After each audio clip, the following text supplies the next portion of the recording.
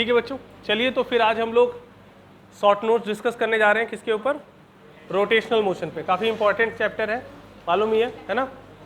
तो सभी लोग बहुत ही ध्यान से सुनेंगे। स्टार्ट करते हैं। देखिए पहले तो ये समझ लीजिए इस चैप्टर का नाम एक्चुअली क्या है, रिजिड बॉडी डायनेमिक्स, यही नाम है ना? नहीं सुना ये नाम? कई लोग करेंगे ये क्या होता है। ठीक है चलिए मैं आपको बता देता हूँ। इसमें हम लोग पहली बात तो बॉडी की डायनेमिक्स स्टडी करते हैं। इससे पहले अभी तक हम लोगों ने जितना भी स्टडी किया था सब पार्टिकल के लिए था। अगर वहाँ ब्लॉक था भी तो हमने उसका ट्रीटमेंट क्या दिया था, पार्टिकल का ट्रीटमेंट दिया था, उसको कभी ब्लॉक का ट्रीटमेंट दिया ही नहीं। मेरी बात समझ रहे हैं? अभी हम लोग प्रॉपरली बॉडी को बॉडी का ट्रीटमेंट देंगे और उसकी डायनेमिक्स को समझेंगे। और यहाँ पर हम एक एजम्पशन लेंगे कि सारी की सारी बॉडी क्या है, रिजिड है। रिजिड बॉडी का सीधा सा मतलब होता है कि उस पर चाहे कितना भी फोर्स लगा दो उसमें किसी भी प्रकार का डिफॉर्मेशन संभव नहीं, ना तो साइज का और ना ही शेप का। समझ गए रिजिड बॉडी का मतलब क्या होता है? तो हम सिर्फ रिजिड बॉडी के ऊपर ये पूरी की पूरी फिजिक्स अभी स्टडी करने जा रहे हैं। अब इसमें हम लोग को सबसे पहले समझ में आना चाहिए कि मोशन क्या होता है या मोशन कितने प्रकार का होता है। तो बहुत ही ध्यान से सुनिएगा। मोशन आपका 3 प्रकार का होता है। एक होता है ट्रांसलेटरी मोशन, दूसरा होता है प्योर रोटेशनल मोशन, और तीसरा क्या होता है, इन्हीं का कॉम्बिनेशन, जनरल मोशन भी बोल सकते हैं। ये क्या होता है, ये इन्हीं का कॉम्बिनेशन होता है, मतलब ट्रांसलेशन प्लस रोटेशन। इसका एक सिंपल सा एग्जांपल क्या है, rolling motion, rolling motion of wheel. इस तरीके से एक एग्जांपल ले सकते हैं हम लोग। तो कुल मिलाकर के हम लोगों को यहाँ पर फिलहाल मोशन का एक बेसिक आइडिया हो रहा है कि कितने प्रकार के मोशन होते हैं। ट्रांसलेशनल मोशन का मतलब क्या होता है, ये भी वैसे 2 प्रकार का होता है। एक होता है रेक्टिलिनियर, नाम जान लो इतना ही काफ़ी है अभी फिलहाल, रेक्टिलिनियर ट्रांसलेशनल मोशन, और दूसरा एक होता है कर्वलीनियर ट्रांसलेशनल मोशन।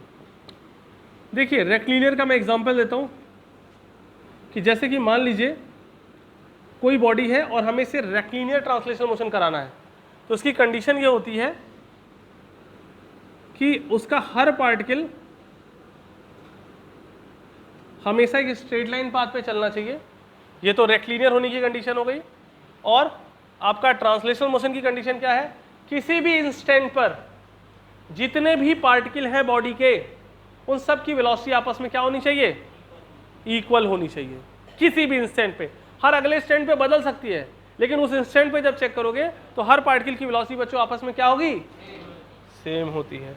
ठीक है, ये ध्यान रखिएगा। मतलब अगर इस इंस्टेंट पे अगर इसकी वेलोसिटी v1 है तो इसकी भी v1 होगी, इसकी भी v1 होगी, इसकी भी v1 होगी, सबकी v1 होगी। और ये कंडीशन चाहे कर्वलीनियर ट्रांसलेशनल मोशन हो और चाहे रेक्टिलिनियर, दोनों में लगेगी। अब तुम्हें चलो बता ही देते हैं कर्वलीनियर का कैसा बनता है। जैसे कि ये मान लो हम एक ट्रैक बना रहे हैं।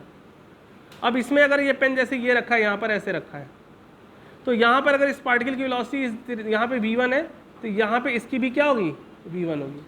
अभी ये ऐसे रखा है तो यहाँ पे अगर पार्टिकल की वेलोसिटी v1 है, सॉरी v2 है मान लो, तो यहाँ पर भी इसकी भी क्या होगी।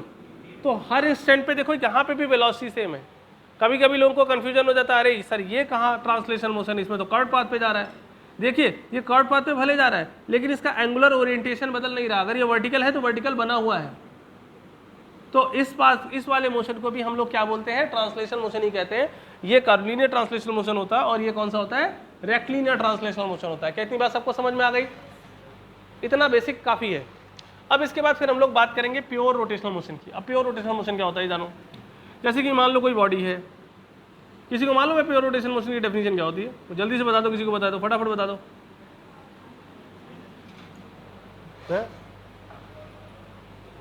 नहीं बता प्योर रोटेशनल मोशन की डेफिनेशन? हाँ, पोजीशन में चेंज होगा। अच्छा अच्छा, प्योर नहीं पता तो मिलावटी वाली बता दो। मिलावटी भी दोगी ना कोई, एक प्योर होती है तो मिलावटी भी होगी। कोई नहीं पता, प्योर भी नहीं पता, मिलावटी भी नहीं पता। चलो अच्छा ठीक है, देखो अब सुनिए प्योर रोटेशनल मोशन का डेफिनेशन क्या होता है, बहुत ही ध्यान से सुनेगा। 3 कंडीशन होती हैं।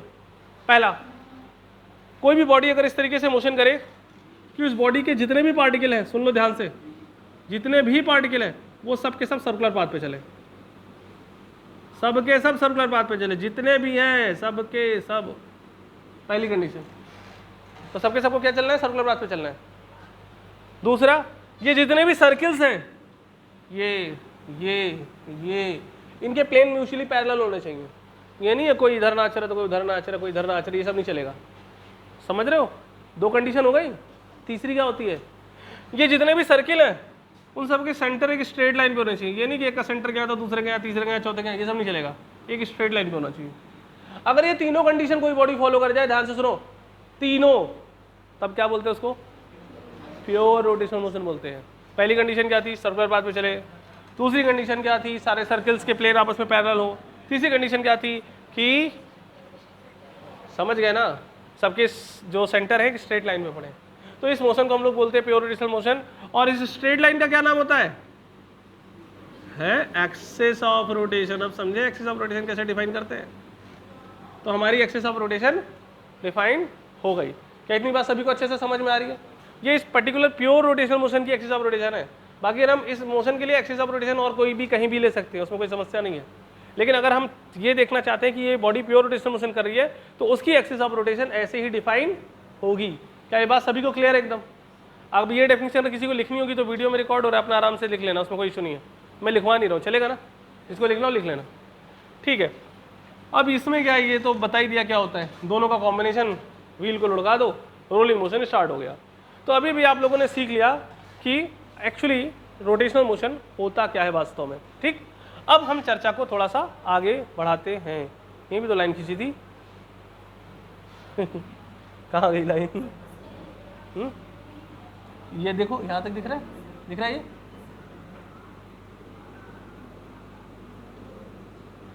अब नहीं जाएगी ठीक है। अब चलो देखते हैं। अब इसके बाद हम लोग चर्चा करते हैं, सीधे सीधे अगले पॉइंट को पकड़ते हैं। And that is what, that is, बच्चों बताइए क्या होता है? Moment of inertia. बताइए मोमेंट ऑफ इनर्शिया क्या होता है? किसी भी बॉडी की वो प्रॉपर्टी जो इस बॉडी में रोटेशनल मोशन में होने वाले किसी भी चेंज का विरोध करती है। ध्यान से सुनना, रोटेशनल मोशन में होने वाले किसी भी चेंज का क्या करती है? विरोध करती है, अपोज करती है। उसी को हम लोग क्या बोलते हैं? मोमेंट ऑफ इनर्शिया कहते हैं। जैसे इनर्शिया क्या बोलता है? वो किसी भी प्रकार की अवस्था, चाहे वो रेस्ट की हो और चाहे वो मोशन की हो, लेकिन मोशन इन स्ट्रेट लाइन, बार बार बोला जाता है मोशन इन स्ट्रेट लाइन। इसका अगर कोई भी चीज विरोध करती है, उसमें होने वाले परिवर्तन का अगर कोई भी चीज विरोध करती है तो दैट इज कॉल्ड इनर्शिया। और रोटेशनल मोशन में होने वाले किसी भी परिवर्तन का जो प्रॉपर्टी विरोध करती है उसे क्या बोलते हैं? Moment of inertia. तो दोनों में अंतर है, एक ट्रांसलेशन के लिए डिफाइंड है और दूसरा रोटेशन के लिए डिफाइंड है। इतनी बात क्लियर हो रही है? अब बात आती है moment of inertia of a particle. सबसे बेसिक से स्टार्ट करते हैं, बहुत ही ध्यान से सुनिएगा, एक एक पॉइंट अच्छे से क्लियर करना है हम लोगों को। तो किसी भी पार्टिकल का मोमेंट ऑफ इनर्शिया सभी को पता है क्या होता है? मास m है, r है, इस एक्सिस के अबाउट घूम सकता है, तो मोमेंट ऑफ इनर्शिया क्या हो गया? mr², खत्म। इसके बाद क्या होता है? Moment of inertia of system of particles, मतलब बहुत सारे पार्टिकल्स का सिस्टम, उसका मोमेंट ऑफ इनर्शिया कैसे निकालेंगे? तो भाई साहब अगर उसका मोमेंट ऑफ इनर्शिया हमें निकालना है तो बहुत आसान है उसे निकालना। बहुत सारे पार्टिकल मान लो आसपास इधर उधर पड़े हुए हैं, इधर भी हो सकते हैं, मास m1 है, m2 है, m3 है, और ऐसे ही बहुत सारा मास है भाई साहब, बहुत सारा मास, बहुत टेंशन मत लो, r1 है, r2 है, r3, ऐसे सब कुछ है। अभी अगर हमें इनका मोमेंट ऑफ इनर्शिया पूरे सिस्टम का निकालना है तो सीधी सी बात ध्यान रखिएगा, m1r1² प्लस m2r2², इस तरीके से सबके मोमेंट ऑफ इनर्शिया को लिखते और जोड़ते चले जाना है और कुछ नहीं करना है। एक और बहुत महत्वपूर्ण बात मैं अगर आपको बताऊं, थोड़ा अच्छा से लिख दूं, यहाँ थोड़ा गड़बड़ हो गया, ठीक है। यहाँ पर एक बहुत महत्वपूर्ण बात, इसका ध्यान रखिएगा कि जब भी आप इस तरीके से कभी मोमेंट ऑफ इनर्शिया लिखें तो axis of rotation must be same for all particle. ऐसा नहीं कि 2-4 का इससे लिखा, 2-4 का किसी दूसरी एक्सिस पे लिख दिया, फिर सबको उठा के जोड़ दिया, ये सब नहीं चलेगा। मोमेंट ऑफ इनर्शिया आपस में तभी ऐड होगा जब उनकी एक्सिस ऑफ रोटेशन क्या हो? कॉमन हो, सेम हो। एकदम सही कहा आपने। अब इसी को थोड़ा सा सिंबॉलिक फॉर्म में लिखना भी सिखा दे, तो मान लो कहीं आ जाए लिखा हुआ तो आप समझ तो पाए लिखा क्या है। इसमें i इज इक्वल टू 1 से i इज इक्वल टू कहाँ तक जा रहा है, n तक जा रहा है। इतना सब क्यों आ रहा है, सिग्मा mi ri स्क्वायर। ये सभी को क्लियर हो गया, कोई कन्फ्यूजन तो नहीं है? क्या लिखोगे, फोटो खींचोगे? लिखोगे, मानोगे नहीं? जल्दी लिखो, अच्छा समय नहीं है, रफ्तार बढ़ाओ।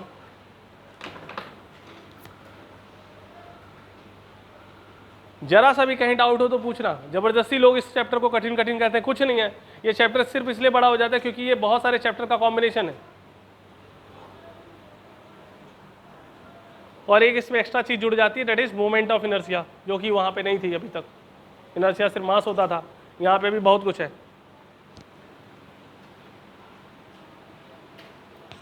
इनर्शिया किस पे डिपेंड करता है? ठीक है, देखें तो मोमेंट ऑफ इनर्शिया की मैं बात कर रहा था। जैसे मान लीजिए ये एक्सिस है और एक रॉड है, बहुत ध्यान से मेरी बातों को सुनिएगा। लेकिन रॉड के बारे में क्या बताया गया, लाइट है, मतलब उसके मास को कंसीडर नहीं करना है।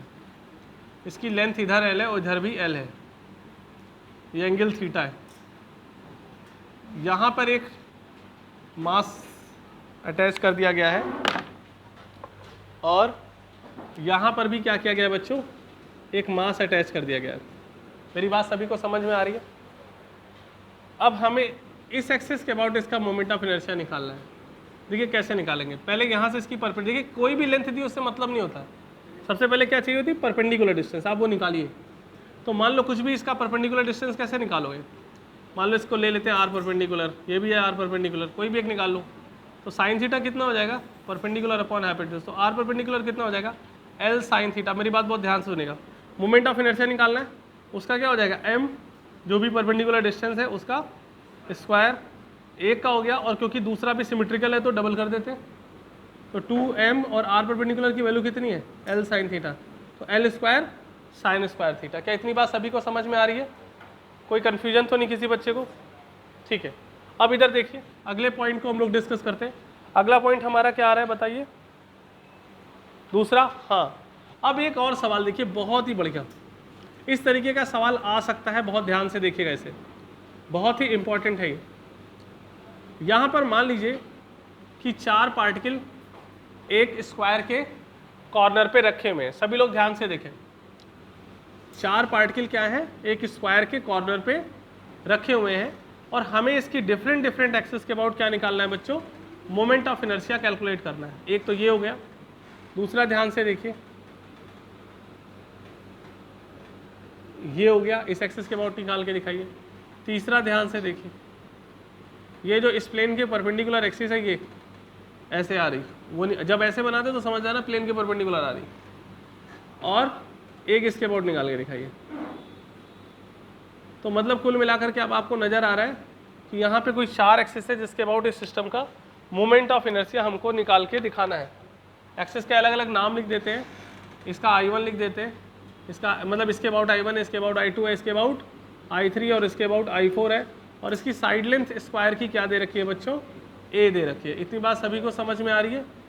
अब हम एक एक करके देखेंगे कि हम इसे कैसे सॉल्व कर सकते हैं, बहुत ही ध्यान से देखेंगे सभी लोग। देखिए एक सिंपल सा तरीका है इसको निकालने का। सबसे पहले जैसे I1 निकालना है, तो ये जो लाइन, ये जो एक्सिस है ये इस M और इस M से तो पास कर रही है। जो पार्टिकल एक्सिस पे लाई कर जाएगा उसका मोमेंट ऑफ इनर्शिया क्या हो जाएगा, 0 हो जाएगा। समझे?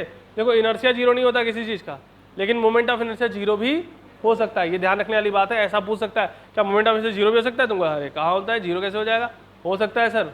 अगर पार्टिकल कहाँ पे हो, एक्सिस ऑफ रोटेशन पे हो, तो मोमेंट ऑफ इनर्शिया क्या हो जाएगा, 0 हो जाएगा। ध्यान रखिएगा, तो संभावनाएं हैं, भूलिएगा नहीं। तो इन दोनों का जो मोमेंट ऑफ इनर्शिया 0 हो गया, इसका कितना है ma स्क्वायर, इसका कितना है ma स्क्वायर, तो ma square plus ma square, simplify करोगे तो कितना हो जाएगा, 2ma स्क्वायर, काम खत्म। और देखिए I2, अब इसकी परपेंडिकुलर डिस्टेंस कितनी, a/√2, इसकी इधर कितनी, a/√2, ये दोनों तो मर गए, देखो मर गए ना, ये तो एक्सिस पे ही पड़ रहे हैं, तो सीधे सीधे m a/√2 का स्क्वायर, और इसका क्या कर दो, डबल कर दो, सिंप्लीफाई करो तो कितना हो जाएगा, 2ma² बाई 2, है ना, कैंसिल हो गया, कितना आ गया ma²। ठीक इसी प्रकार हमें I3 निकालना है। अगर अभी ध्यान से देखो एक्सिस कैसे पड़ी है ऐसे, और इस एक्सिस से हर पार्टिकल की परपेंडिकुलर डिस्टेंस कितनी है a/√2, और कितने पार्टिकल हैं 4, तो 4 किया, m किया, a/√2 किया, उसके ऊपर स्क्वायर कर दिया, सिंप्लीफाई करा तो 4ma²/2 सिंप्लीफाई करेंगे तो कितना हो जाएगा 2ma²। अगर I4 निकालना है, ध्यान से सुनिएगा, तो ये एक्सिस है, इसके अबाउट ये a डिस्टेंस पे a√2 और a डिस्टेंस, तो ऐसी स्थिति में ma² प्लस m a√2 का स्क्वायर प्लस ma², कितना आंसर आ जाएगा सभी लोग देखें 4ma²। क्या इतनी बात सभी को समझ में आ रही है? कोई कन्फ्यूजन तो नहीं है? तो इस तरीके से आप जो पार्टिकल वाला कॉन्सेप्ट है उसे बहुत ही आसानी से सॉल्व कर सकते हैं। ठीक है ना? चलिए ठीक है, जल्दी से कॉपी करिए, आगे बात करते हैं, शुरू हो जाइए। तो अब अगला पॉइंट आता है, जैसे मान लीजिए ये एक्सिस है, बहुत ध्यान से सुनिएगा। इससे पहले एक छोटी सी चीज़ और बता दूं, moment of inertia of rigid body, इसका सीधा सा जो फॉर्मूला है वो है आपका, याद रखिएगा, यूज़ भी करवाएंगे, r²dm इंटीग्रल r²dm, बस खत्म। ये लगाइए, आपका मोमेंट ऑफ इनर्शिया निकल आएगा। अब पहले हम कुछ रिजिड बॉडी का मोमेंट ऑफ इनर्शिया आपको डायरेक्ट लिख के दिखाएंगे, और उसके बाद कुछ एक आधे डिराइव भी करके देख लेंगे कि उसे करते कैसे। फिलहाल अभी से करके देखते हैं। देखिए, जैसे कि मान लीजिए कि ये एक्सिस ऑफ रोटेशन है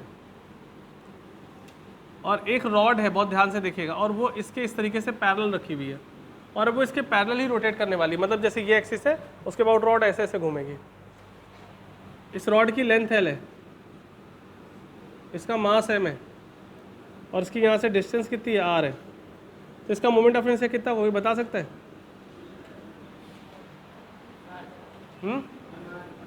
m/r²।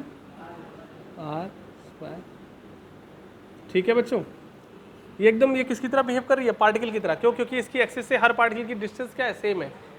ठीक है, यहाँ पे ऐसे रॉड को लेकर कंफ्यूजन मत हो जाना कि अबे L² और दुनिया की चीज़ें सोचोगे ना, एकदम गलत हो जाएगा। चलिए, ये तो हो गया। दूसरा इसमें हो सकता है, एक और बनता है कि मान लीजिए कोई क्या है, रिंग है, ऐसा रिंग है। अब इसका हमें क्या करना है? मोमेंट ऑफ इनर्शिया निकालना है। ये रिंग है, तो रिंग का मोमेंट ऑफ इनर्शिया इस एक्सिस के अबाउट कितना हो जाएगा? अगर इसकी रेडियस से स्मॉल आ रहे हैं तो mr², खत्म। कैपिटल M ले लो, अच्छा लगेगा, कैपिटल M, तो mr²। इसमें भी लॉजिक वही है, एक्सिस ऑफ रोटेशन से जो उसकी डिस्टेंस है हर पार्टिकल की वो सेम है, आंसर आ गया। ऐसे ही अगर मान लो हम ले लें सेमी सर्किल, या सेमी सर्किल ही ठीक है, चलो ठीक है, सेमी सर्किल। अगर सेमी सर्किल फॉर्म में कोई है इस तरीके से, और हमें इसके अबाउट मोमेंट ऑफ इनर्शिया निकालना है, इसका मास कितना है? m है, रेडियस कितनी है? r है, तो इसका मोमेंट ऑफ इनर्शिया कितना हो जाएगा? mr² ही होगा, क्योंकि यहाँ पे भी मास डिस्ट्रीब्यूशन में कोई अंतर नहीं आ रहा है। और क्या हो सकता है? कोई आर्क हो, मान लो आर्क, सर्कुलर आर्क, किसी सर्किल की आर्क हो अगर, तो ऐसी स्थिति में क्या हो जाएगा? जैसे ये देखो, ये है आर्क, और ये इसका कहीं आ गया सेंटर, ध्यान से सुनिएगा, ये आ गया इसका क्या? सेंटर। तो ऐसी कंडीशन में अब इसका भी मास कितना m है, रेडियस कितनी है r, तो इसके अबाउट मोमेंट ऑफ इनर्शिया अगर निकालना है तो कितना हो जाएगा? mr²। और भी किसी का mr² हो सकता है क्या? ध्यान से सुनिए, हॉलो सिलेंडर, किसका? Hollow cylinder. अगर हम हॉलो सिलेंडर की बात करें, बहुत ध्यान से सुनिएगा, तो ऐसी परिस्थिति में जो हॉलो सिलेंडर है आपका, उसका भी मोमेंट ऑफ इनर्शिया, ध्यान से सुनिएगा, क्या हो सकता है? mr² हो जाएगा। क्यों हो जाएगा mr²? क्योंकि यहाँ पे भी एक्सिस से मास का डिस्ट्रीब्यूशन उसी जैसा है। यहाँ पे हमें कोशिश करनी है जितनी भी सिमेट्री हम लोग पकड़ सकते हैं उसे पकड़े, है ना। अब जैसे यहाँ पर भी मोमेंट ऑफ इनर्शिया कितना हो रहा है? mr² ही हो रहा है। तो अभी भी आपके सामने देखिए, मैंने यहाँ पे लगभग 6 चीज़ें लिख डाली, जिसमें सबका मोमेंट ऑफ इनर्शिया आपस में क्या है? 6 या 5 है, जिसमें सबका मोमेंट ऑफ इनर्शिया आपस में क्या है बच्चों? इक्वल है। क्यों? क्योंकि एक्सिस के अबाउट उनका मास डिस्ट्रीब्यूशन एकदम एक जैसा है। अब इसके बाद फिर अगली चीज़ आती है डिस्क के लिए, डिस्क। अब डिस्क में देखिए किस तरीके की सिमेट्री हम लोग रीच कर सकते हैं। सबसे पहले तो डिस्क की बात कर लेते हैं।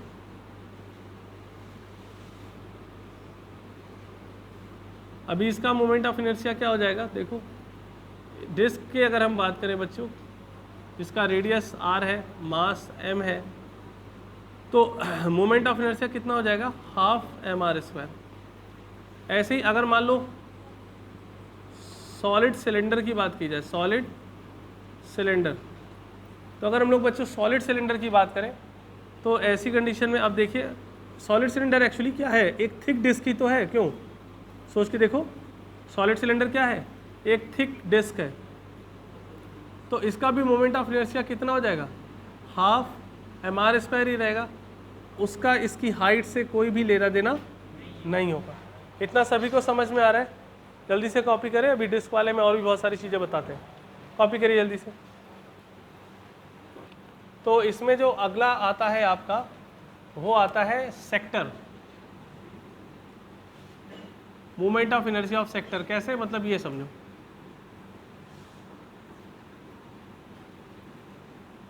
आपको उनको आइडिया लग रहा होगा मैंने क्या बनाया है ना, ठीक है ना, वो पिज़्ज़ा, अब जिसको जो जो पसंद हो खाओ, अपने मन का है।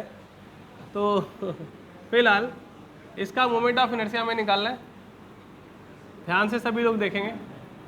अब इसमें भी मास हमने m ले लिया है और रेडियस r ले लिया है, ध्यान रखिएगा इसका भी मोमेंट ऑफ इनर्शिया, क्योंकि वैसे ही सिमेट्री है, तो हाफ mr² होगा। एक और बहुत ही इंटरेस्टिंग सा है, ध्यान से देखिएगा, हॉलो कोन, हॉलो कोन। आप बहुत ध्यान से देखिए, जैसे ये हॉलो कोन है आपका ये, और हमें क्या चाहिए, इसका मोमेंट ऑफ इनर्शिया इस एक्सिस के अबाउट चाहिए। अब देखो, अगर आप बहुत ध्यान से देखो, बहुत ध्यान से, ये जो हॉलो कोन है इसको पतले पतले स्लाइसेस में कट करते जाओ तो क्या मिलेंगी, रिंग्स मिलेंगी, कोएक्सियल रिंग्स, और वो सारी रिंग को गिराते चले जाओ तो यहाँ पे क्या बन जाएगी, कंप्लीट डिस्क।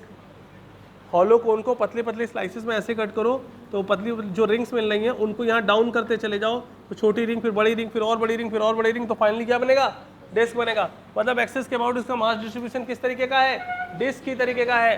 तो ऐसी परिस्थिति में भाई साहब इसका मोमेंट ऑफ इनर्शिया कितना हो जाएगा, हाफ mr²। क्या इतनी बात सभी को समझ में आ रही है?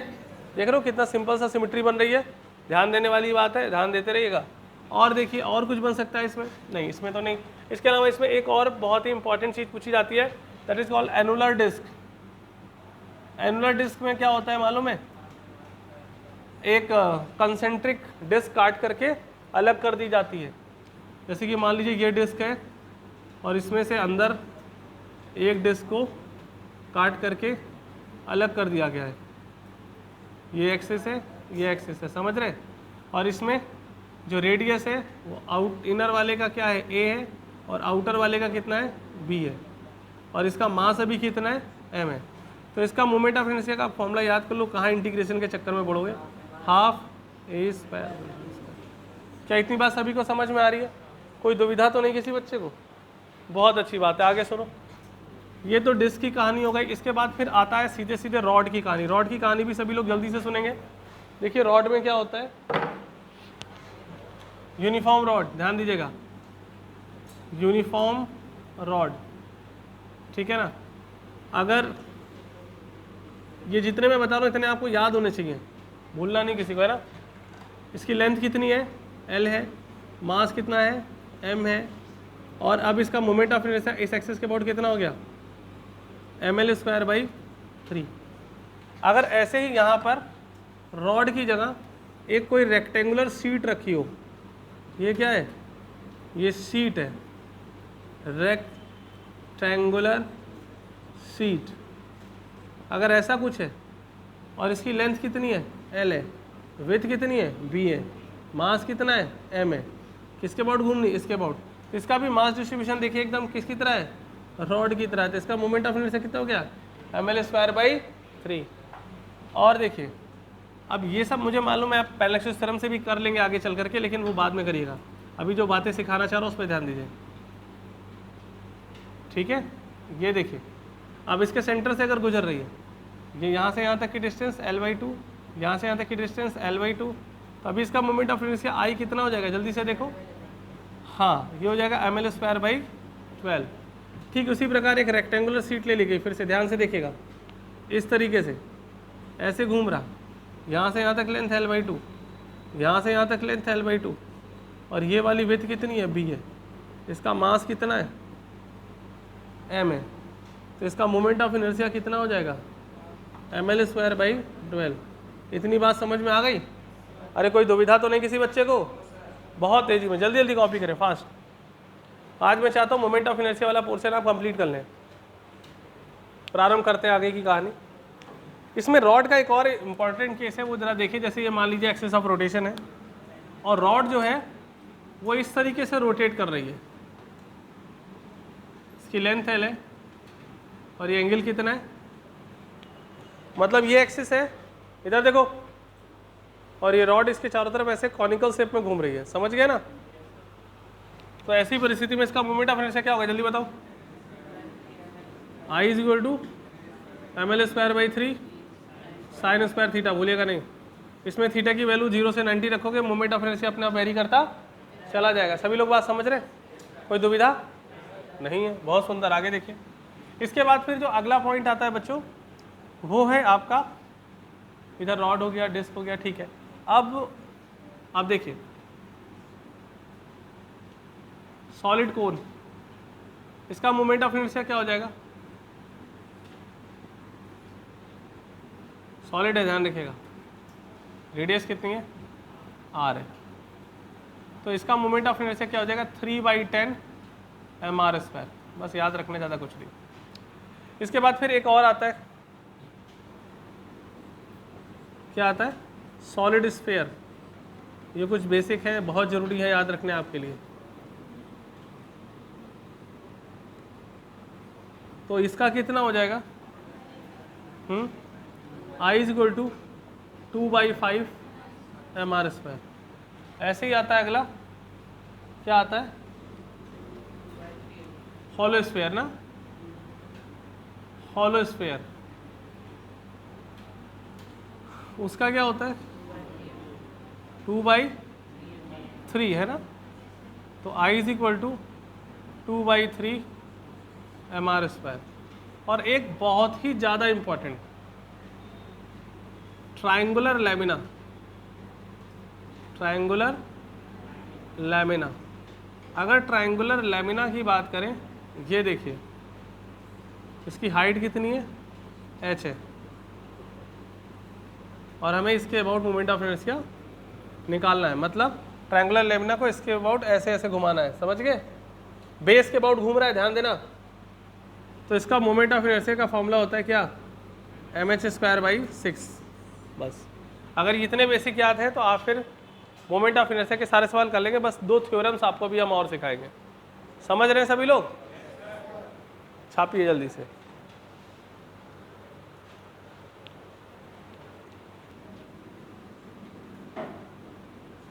पैरेलल एक्सेस थ्योरम,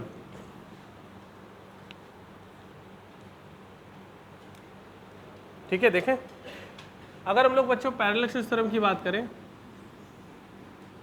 तो क्या होता है, इसे समझिएगा। मान लीजिए कोई बॉडी है, इस थ्योरम की पहली तो खास बात ये सुन लीजिए कि ये 2D 3D 1D किसी भी डायमेंशन की बॉडी के लिए एप्लीकेबल है, इसमें कोई कंडीशन नहीं है, applicable for all dimension body. अब मान लीजिए इसका सेंटर ऑफ मास कहीं यहाँ पर है और एक एक्सिस इससे गुजर रही है और उसके अबाउट मोमेंट ऑफ इनर्शिया इसका ICM है, इस एक्सिस के about moment of inertia ICM है, और ये एक्सिस कहाँ से गुजर रही है, सेंटर ऑफ मास से गुजर रही है। मेरी बात ध्यान से सुनिएगा। अगर हम प्लेन को फिक्स कर दें, मतलब एक्सिस जिस प्लेन के परपेंडिकुलर है उस प्लेन को फिक्स कर दें, तो ऐसी कंडीशन में उस प्लेन में मोमेंट ऑफ इनर्शिया जो होगा वो उस एक्सिस के अबाउट मिनिमम होता है, जो कहाँ से पास होती है, सेंटर ऑफ मास से। एकदम खोपड़ी में बैठा के रखना। सबसे कम मोमेंट ऑफ इनर्शिया एक्सिस के अबाउट होगा सेंटर ऑफ मास के अबाउट, बशर्ते कि प्लेन को फिक्स कर दिया जाए। प्लेन मत चेंज कर देना, एक्सिस जिस प्लेन के परपेंडिकुलर है उस प्लेन को चेंज मत करना। फिर उस प्लेन के परपेंडिकुलर आप कोई भी एक्सिस ले लो, सेंटर ऑफ मास पे मोमेंट ऑफ इनर्शिया मिनिमम होगा, उससे दूर जैसे से जाओगे मोमेंट ऑफ इनर्शिया बढ़ता यही बताता है तुम्हारी ये थ्योरम। दिखाऊं कैसे? ये देखो, अब मान लो कोई दूसरी एक्सिस है जो इसी के पैरेलल है, इसका नाम पैरेलल एक्सिस थ्योरम इसीलिए है क्योंकि ये इसी के पैरेलल एक्सिस के लिए डील कर रहे हैं। और इसके अबाउट हमें मान लीजिए मोमेंट ऑफ इनर्शिया लिखना है, तो इसके अबाउट मोमेंट ऑफ इनर्शिया का फॉर्मूला होता है ICM plus m into d square. काम खत्म, आ गया। फिर m is the mass of the body and d is the separation between given two axis. Clear हो रही बात सबको? अब इसके कुछ चिंटू बंटू टाइप के मतलब आते हैं फॉर्मूले करने को, जरा वो मैं बता दूं। जैसे कि सपोज करो कि एक आपको रॉड दी गई है और आपको मोमेंट ऑफ इनर्शिया इसके अबाउट निकालना है, इसके अबाउट। ये सेंटर से कितनी डिस्टेंस पे है? मान लो L/4 पे है। अब ये तुम्हें मालूम है ये क्या है? ICM है। तुम्हें किसके अबाउट निकालना है? इसके अबाउट निकालना है। इसका मास कितना ले लेते हैं थोड़ी देर के लिए? m ले लेते हैं। अब इसे सिंप्लीफाई करेंगे तो I की वैल्यू कितनी आ जाएगी? जरा ध्यान से देखिए, I इज इक्वल टू आ जाएगा m, देखो ICM प्लस md स्क्वायर। अब ICM इसका कितना होता है मालूम है ना? ml/12 m। इनके बीच का सेपरेशन कितना है? L/4। उसका स्क्वायर करेंगे L² तो ml² कितना कॉमन है? 4 कॉमन है। 1/3 प्लस 1/4। एलसीएम लेंगे तो क्या आ जाएगा? 7 और नीचे आएगा 12 बच्चों 48, तो कितना हो जाएगा? 7 ml/48। क्या बात सबको समझ में आ रही है? कोई कन्फ्यूजन तो नहीं किसी को? और सुनिए ध्यान से।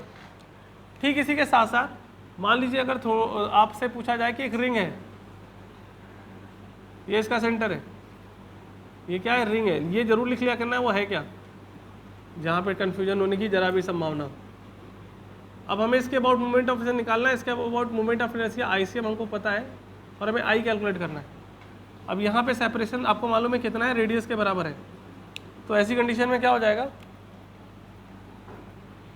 ऐसी कंडीशन में बच्चों आपका सीधे सीधे फॉर्मूला लगेगा I is equal to ICM। ICM कितना है? डायरेक्ट लिखूँ क्या?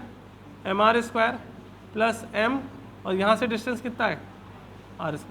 तो I कितना हो गया? 2mr²। ऐसे अगर हम लोग बात करें डिस्क के लिए, देखिए डिस्क, तो उसका क्या हो जाएगा?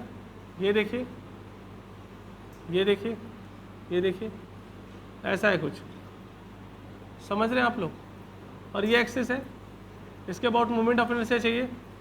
तो अभी कैसे निकालेंगे मोमेंट ऑफ इनर्शिया? यहाँ पर देखिए, ये आपको डिस्टेंस पता है कितनी है? r है। ये ICM है, इसके अबाउट ICM है, इसके अबाउट हमें कैलकुलेट करना है। तो I इज इक्वल टू कितना होगा? ICM कितना है? हाफ mr² और प्लस mr²। सिंप्लीफाई करेंगे तो कितना हो जाएगा? 3/2 mr²। तो इस तरीके से बहुत ही आसानी से हम लोग मोमेंट ऑफ इनर्शिया का कैलकुलेशन कर सकते हैं। इतना सबको समझ में आ गया? जल्दी से कॉपी करिए।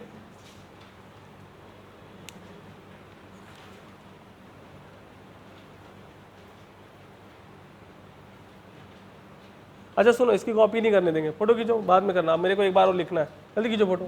अब लिख लेना भी मेरे जाने के बाद, मैं चाह रहा हूँ एक बार और बोर्ड भर ही दूँ। कौन सा बेटा? थ्योरम। थ्योरम सिर्फ ये कहती है बेटा कि अगर मान लीजिए थोड़ी देर के लिए कि आपको सेंटर ऑफ मास से पास होने वाली एक्सिस के about moment of inertia ICM पता है, और आपको उसी के पैरेलल, सबसे इंपॉर्टेंट है उसी के पैरेलल किसी दूसरे एक्सिस के अबाउट मोमेंट ऑफ इनर्शिया निकालना है, तो वैसा करने के लिए आप इस फॉर्मूले को यूज़ कर सकते हैं। यहाँ पे ICM की वैल्यू रखिए, यहाँ m रखिए, यहाँ पे इनके बीच के सेपरेशन का स्क्वायर रख के मल्टीप्लाई करिए, और आपको मोमेंट ऑफ इनर्शिया इस एक्सिस के अबाउट आ जाएगा, खत्म। इसका एप्लीकेशन मैंने अभी आपको करके दिखाया है। अच्छा वो चीज़, वो मैंने ये कहा था कि यहाँ पर मोमेंट ऑफ इनर्शिया मिनिमम किस एक्सिस के अबाउट होता है? सेंटर ऑफ मास से पास होने वाले एक्सिस के अबाउट होता है, बशर्ते कि आप प्लेन को फिक्स कर दें। क्योंकि अगर आप सेंटर ऑफ मास से ही कई सारी एक्सिस गुजारे अलग अलग प्लेन में, तो संभव है कि उस बॉडी में अलग अलग मोमेंट ऑफ इनर्शिया निकल के आए। इसका ध्यान रखना होगा।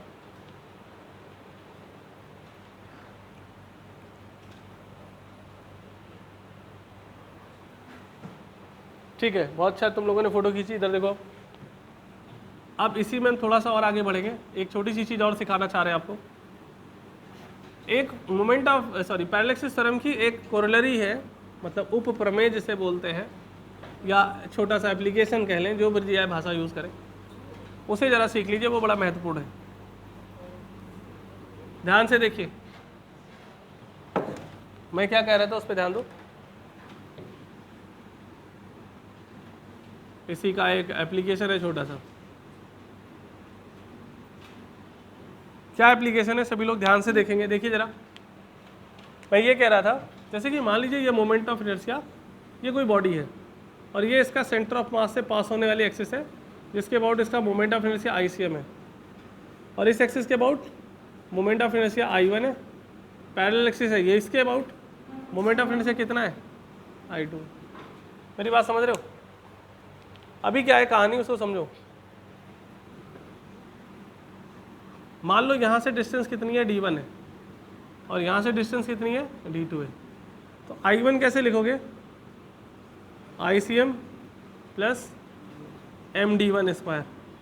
I2 कैसे लिखोगे? ICM plus MD2 square. तो यहाँ से ICM कितना हो जाएगा? I1 minus MD1 square. यहाँ से ICM कितना हो जाएगा?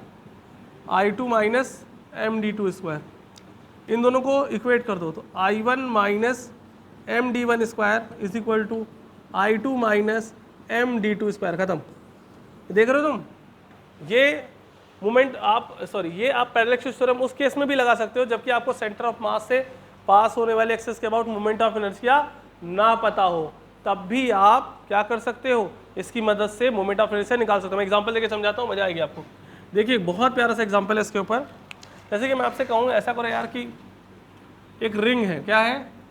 कौन सी? सेमी सर्कुलर रिंग है, और हमें मोमेंट ऑफ इनर्शिया निकाल के दिखाओ इस पॉइंट के अबाउट, इस पॉइंट के अबाउट। ये पॉइंट प्लेन के परपेंडिकुलर इस तरीके से है ना। इसके अबाउट हमें क्या निकालना है? मोमेंट ऑफ इनर्शिया निकालना है। कैसे निकालोगे? कैसे निकालोगे? क्या तुम्हें इसके अबाउट मोमेंट ऑफ इनर्शिया पता है? वो बोलो यार, कितना है? अरे वाह, तो क्या हम यहाँ पैरेलल एक्सिस थ्योरम लगा सकते हैं? है ना? अरे क्यों नहीं, क्यों बोल रहे हो? लगा सकते हैं कि नहीं लगा सकते? क्या ये सेंटर ऑफ मास है इस बॉडी का? कहाँ है? अभी एक दिन पहले ही तो पढ़ा है। ये सेंटर ऑफ मास यहाँ पर नहीं है। सेंटर ऑफ मास कहाँ पर है? इसकी डिस्टेंस यहाँ से कितनी है? याद आ रहा? इसका मतलब ICM कहाँ से गुजरेगी? और तुम्हें तुम्हें मोमेंट ऑफ इनर्शिया कहाँ निकालना है? क्या तुम्हें ICM पता है? क्या तुम्हें इस केस में सेंटर ऑफ मास से पास होने वाली एक्सिस के अबाउट मोमेंट ऑफ इनर्शिया पता है? नहीं पता। अरे भैया तुमको सिर्फ ये वाली पता है, ये वाली नहीं पता है, और अब तुम फंस गए। अब आएंगे भाई साहब ये वाले बैठे जो, ये आपकी करेंगे हेल्प। कैसे हेल्प करेंगे? चलो देखो, मान लो इसके में मोमेंट ऑफ इनर्शिया I2 है, इसके about moment of inertia I1 है, जिससे I1 उससे डिस्टेंस कितनी D1, जिससे I2 से डिस्टेंस कितनी? अरे बोलो भी, समझ में आ रहा है? अच्छा जी, तो क्या लिखोगे? I2 minus MD2 square is equal to I1 minus MD1 square. सही है? तो I2 कैसे निकालोगे? I1 plus MD2 square minus MD1 square. I1 इसके बाद मोमेंट ऑफ इनर्शिया सबको पता है, हाफ नहीं mr square. MD2 m common ले लो। अब सुनो, D2 है यहाँ से यहाँ तक का डिस्टेंस। टोटल डिस्टेंस कितना है? R। तो कितना हो गया? R minus 2R upon pi. इसका क्या कर दो? स्क्वायर। माइनस D1 क्या है? यहाँ से यहाँ तक का डिस्टेंस कितना है? 2R अपॉन पाई का स्क्वायर। खेल खत्म, आंसर आ गया। क्या इतनी बात सभी को समझ में आ रही है? किसी के मन में कोई दुविधा तो नहीं है? पक्का नहीं है? एक और जादू दिखाते हैं, देखो जल्दी से देखो। अगर इसी में एक सवाल ऐसा पूछ लिया जाए तुमसे, बहुत ध्यान से देखना, कि एक सेमी सर्कुलर रिंग है, ध्यान देना, और उसमें तुम्हें मोमेंट ऑफ इनर्शिया निकालना है इसके अबाउट। मतलब ये दिख रहा है इसके प्लेन के परपेंडिकुलर, ऐसे ऐसे सेमी सर्कुलर रिंग पड़ी, अब ये इसी में ऐसे ऐसे घूमेगी। पूरा बात समझ में आ रही है ना? कैसे घुमा रहा हूं मैं? उल्टा घुमा दिया, ऐसे घूमेगी। चलो ठीक है, अभी एकदम क्लियर है। अब यार इसको कैसे करें? अब इसमें एक इलाज तो वही है, अपना पुराना इलाज। क्या भाई? देखो तुम्हें ये है सेंटर ऑफ मास, तो एक हो जाएगा D1 यहाँ से यहाँ तक, एक हो जाएगा D2 यहाँ से, ये है तुम्हारा D1 और ये है तुम्हारा दूसरी एक्सिस का यहाँ से गुजर रही है, दूसरा है D2 यहाँ पर। तो D1 पता है, ये निकालोगे ना पाइथागोरस थ्योरम से, और रीडू बताओ और फिर बैठ के सॉल्व करो, और ये बहुत ही कॉम्प्लेक्स हो जाएगा। इसका एक इलाज है बाय सिमिट्री। हम सिमिट्री को यूज करें अगर बच्चों, तो हम बहुत ही सरलता से इस सवाल को सॉल्व कर सकते हैं। कैसे? अब ध्यान से सुनना। मान लो इसका मास कितना दिया है m, और इसका मोमेंट ऑफ इनर्शिया हमने मान लिया एक्सिस के अबाउट क्या है I, मान लो। अब तुम धीमे से इस रिंग को पूरा कर दो, तो अब इस वाले टुकड़े का मोमेंट ऑफ इनर्शिया कितना है? अरे बोलो यार। इसका मास कितना है?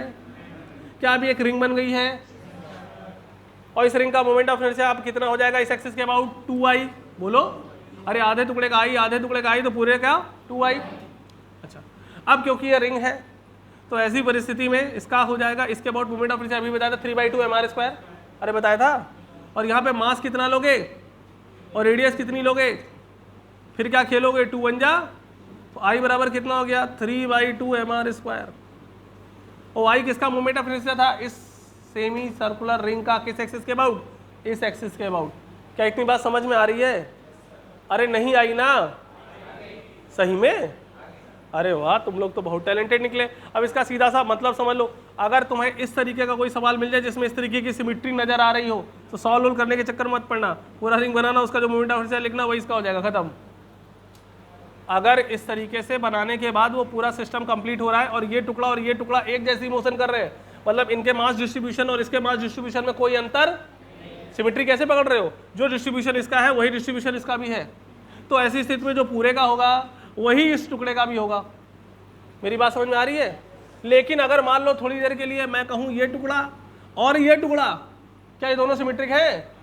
अब ये सिमेट्रिक नहीं है। ये सिमेट्री कब तक जिंदा रहेगी? जब तक कि हम आधे आधे पे बात करेंगे, उसके बाद सिमेट्री खत्म हो जाएगी, फिर हमको प्रॉपर इंटीग्रेशन करना पड़ेगा जो हमारे को पूछा नहीं जाएगा। इतनी बात सभी को समझ में आ रही है? ऐसे ही अगर मैं बोलूँ तो डिस्क पे बना दूं, और डिस्क में क्या करूँगा? अगर यही मान लो थोड़ी देर के लिए डिस्क है, तो डिस्क का मोमेंट ऑफ इनर्शिया यहाँ पे इसके अबाउट 3/2 नहीं था यार, ये तो 2 था ना। अरे तुम लोग बोलते नहीं हो यार, बहुत बदमाश हो। चलो ठीक है, अब यही मान लो डिस्क होता तो अभी जो लिखा था 3/2 क्या लिखते?